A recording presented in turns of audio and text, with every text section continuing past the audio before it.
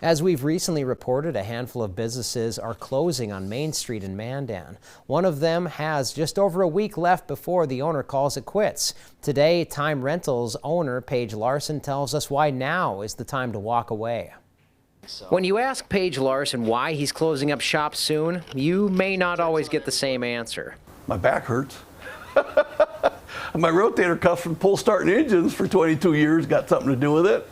For 2 decades, Larson has run the all-new Time Rentals on Main, but everybody just knows it as the building with the big owl painting. So he did all this off a postcard.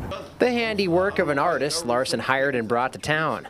But making a living has only become harder in the last few years for Larson. We had the COVID for the last 3 years, so there was no graduation parties, no company functions, no weddings, no any of that. Larson tells me that everything on the lot and in the building will be moved off and sold at auction in just a few weeks.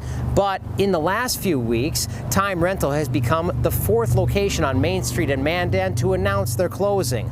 All 4 places have one thing in common: they just couldn't afford to stay open. I got tax increases the last 2 years, and I just got one in the mail again today. So I get tax increase three years in a row, and I got my city might have their numbers to match, but I got to make mine match too. Still, Larson remains level-headed about the transition. Time to check out the rest of the half of the life. Ready for a break, he says he doesn't get emotional thinking about his impending retirement. I think I've kind of got over that part.